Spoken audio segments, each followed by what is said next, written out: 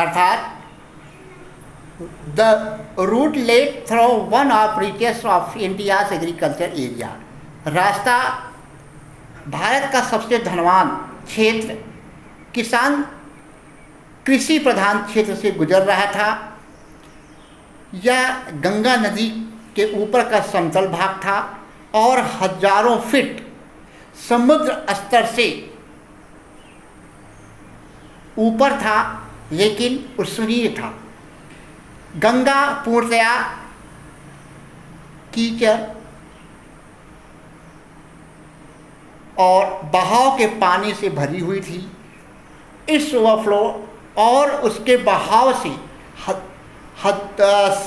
हजारों एकड़ धान डूबे हुए थे और उत्तरी दिशा में जंगल थे।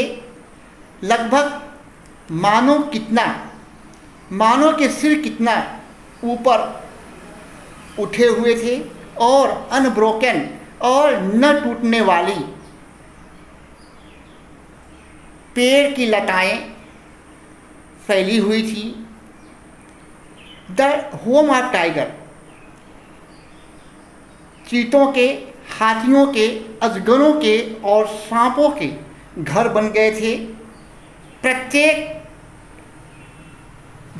जगह जहाँ तक नजर जाती थी वहाँ तक समतल मैदान क्षितिज तक दिखाई देते थे। लेकिन यहाँ और वहाँ पवित्र बरगद के पेड़ कतारों से गुजर रहे थे, जिनका आकार लगभग एल्म के वृक्ष के समान था। उनकी तने मुड़े हुए थे। गर्म और ठंडक हवाएं चल रही थी दक्षिणी दिशा की तरफ से। बंदर लोग अपनी मां से चिपके हुए थे और नीचे पेड़ की शाखा पर लटक रहे थे और प्रायः स्टेशन पर खानों की तलाश में घूम रहे थे। द विलेजेस वेयर पासेज, जो गांव गुजर रहे थे उनकी दीवारें मिट्टी की बनी हुई थी और उसके साथ साथ पानी और गोबर से उस पर लगाया गया था। डियर पैक्ड, उनकी छतें नुकीली थीं, जिसके ऊपर घास के छप्पर बंधे हुए थे और एक सिरे से दूसरे सिरे तक बांस के खंभे लगाए गए थे। उस दिन कद्दू की लताएं, कोहड़े की लताएं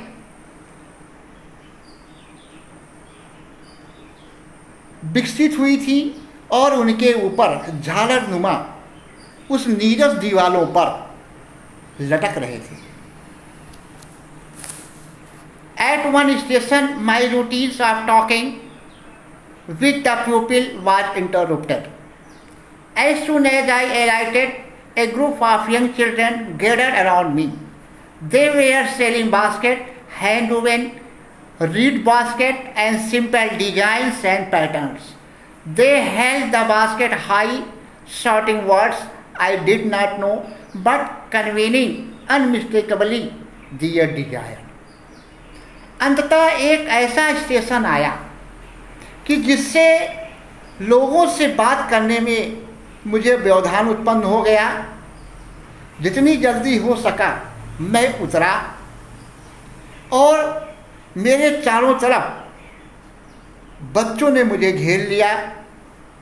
वे टोकरियाँ बेच रहे थे, हाथ से बनी हुई टोकरियाँ, सरकंडे की बनी हुई टोकरियाँ, साधारण आकृतियों में बनी हुई टोकरियाँ थीं। वे अपनी अपनी टोकरियों को ऊपर उठाए हुए थे और कुछ शब्दों को चिल्ला रहे थे। And I did not know, मैं उन शब्दों को तो नहीं समझ सका, लेकिन उनकी इच्छाओं को मैं अच्छी तरीके से जानता था। बस बच्चों, आज यहीं तक। कल से इसके आगे का मैं पढ़ाऊँगा। आप लोग इतने ही समय पढ़ाऊँगा, लगभग 5 बजे, और आशा करता हूँ कि आप लोग बैठेंगे और बुक को खोलेंगे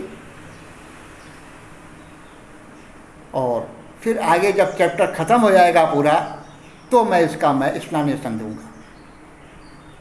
गुड इवनिंग, थैंक यू।